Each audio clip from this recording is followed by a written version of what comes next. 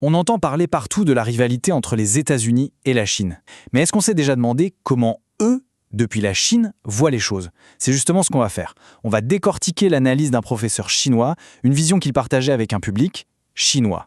Et tout part de cette idée, qui est vraiment au cœur de son raisonnement. Ignorer le capital financier, c'est ne pas comprendre la situation mondiale. Voilà, pour lui, la clé est là.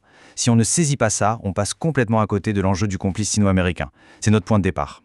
Alors, voici comment on va avancer. D'abord, on va adopter cette perspective chinoise sur l'économie mondiale. Ensuite, on va zoomer sur le moteur américain, puis sur le moteur chinois. On verra comment ces deux-là sont en plein clash, et enfin ce que ça implique pour la domination mondiale. Allez, on y va. Alors, première partie, le réel contre le virtuel. Pour bien comprendre cette analyse, il faut partir d'un constat simple mais fondamental. Il y aurait une sorte de grande fracture dans l'économie mondiale. D'un côté, l'économie réelle, vous savez, ce qu'on fabrique, ce qu'on peut toucher, et de l'autre, l'économie virtuelle, le monde de la finance. Et le truc, c'est que ces deux mondes ne vont pas du tout à la même vitesse. L'argument du professeur, c'est que la production de choses concrètes, elle, avance doucement, elle stagne presque. Mais à côté de ça, la richesse virtuelle, celle qui vient de la finance, elle explose. On parle d'une croissance des centaines de fois plus rapide. C'est un décalage énorme. Bon, alors plongeons dans le premier de ces deux systèmes, le moteur financier américain. Comment est-ce que ce professeur le décrit? Pour lui, c'est vraiment un système qui carbure à la création de richesses virtuelles. Pour que cette machine fonctionne, il y a une règle d'or, la libéralisation financière. C'est un peu comme si on enlevait toutes les barrières, tous les péages sur l'autoroute de l'argent. Le capital doit pouvoir circuler librement, super vite, d'un pays à l'autre, sans aucune contrainte, pour aller là où ça rapporte le plus vite possible. Et qu'est-ce que ça donne, cette liberté totale? Eh bien, une explosion. Une vraie prolifération de produits financiers hyper spéculatifs.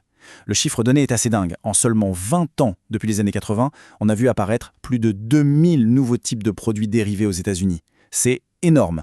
Ce sont ces fameux instruments financiers super complexes, basés sur des dettes, des actions, des matières premières. Et selon cette analyse, tout ça fonctionne en cycle, un peu comme une machine bien huilée. Étape 1, on inonde le système d'argent, on crée des tonnes de liquidités. Étape 2, tout cet argent se jette sur les marchés spéculatifs à la recherche de profits rapides. Et étape 3, inévitablement, la bulle éclate. Le risque fait son œuvre, ça s'effondre, ça élimine le surplus d'argent et hop, le cycle recommence. Alors là, attention, on touche à un point qui, pour ce professeur, est absolument central. La question c'est, qui appuie sur le bouton pour imprimer les billets? Eh bien, aux États-Unis, ce n'est pas le gouvernement, c'est la Réserve fédérale, la Fed, qu'il décrit comme un cartel de banques privées. Et cette distinction, elle est fondamentale pour tout ce qui va suivre.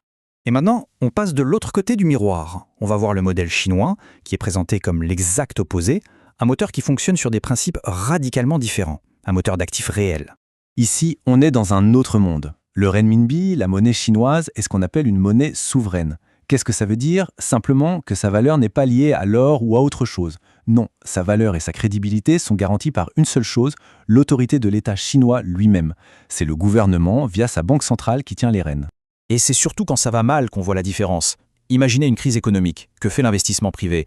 Il prend peur et il se retire. Logique, on appelle ça être procyclique. Le modèle chinois, lui, ferait tout l'inverse. Quand tout le monde freine, l'État, lui, appuie sur l'accélérateur. Il investit massivement. C'est une approche contre-cyclique, à contre-courant. Le but, il est clair. Il faut maintenir l'emploi et la croissance, coûte que coûte. Et comment on fait ça? L'État chinois sort le carnet de chèques et lance des projets d'infrastructures gigantesques. On parle de routes, de lignes de train, d'aéroports, de ports.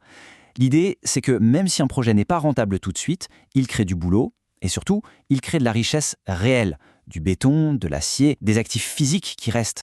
Bon, on a donc ces deux moteurs géants qui fonctionnent de manière totalement opposée.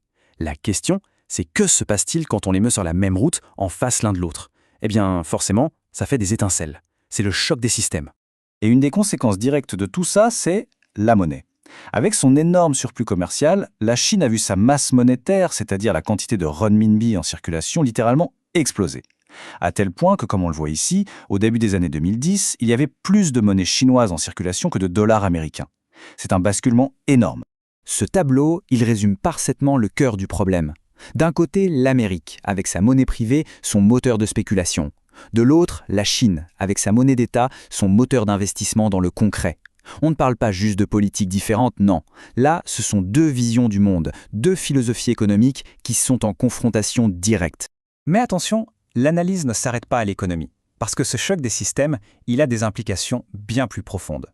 On entre maintenant dans la dernière partie, les enjeux de l'hégémonie. On va parler de pouvoir, de monnaie et de contrôle militaire. Et c'est là que l'analyse devient vraiment percutante. Pour le professeur, la question est pourquoi le dollar est-il le roi du monde ? Pas seulement pour des raisons économiques, non. Sa domination reposerait avant tout sur la puissance militaire américaine. Les États-Unis ont des bases militaires partout, surtout là où il y a de l'énergie et des ressources, et cette présence militaire permettrait selon lui d'imposer le dollar dans les transactions, ce qui crée une demande forcée et permanente. Et là, le professeur utilise des mots très forts. Il dit « Lorsque la domination du capital financier repose uniquement sur l'hégémonie militaire, c'est du néofascisme ». C'est une accusation extrêmement grave, bien sûr, qui lie directement cette fusion entre pouvoir financier et pouvoir militaire à quelque chose de bien plus sombre. Cette logique aboutit à ce qu'il appelle le paradoxe de la dette. C'est un système à deux vitesses. D'un côté, les pays riches, avec des monnaies fortes soutenues par une armée puissante, peuvent s'endetter à l'infini. De l'autre, les pays en développement, avec des monnaies faibles, eux sont obligés de rembourser jusqu'au dernier centime. Pourquoi ? Parce qu'ils n'ont pas les moyens militaires d'imposer leurs propres règles du jeu. Au final, cette perspective chinoise nous laisse avec une question vertigineuse. Alors que ces deux systèmes, ces deux mondes, s'affrontent, quel est le futur de l'économie mondiale ? Ce qu'on vient de décortiquer, ce n'est pas juste une guerre commerciale, c'est bien plus profond. C'est un choc frontal entre deux modèles, deux philosophies et peut-être même deux visions du monde.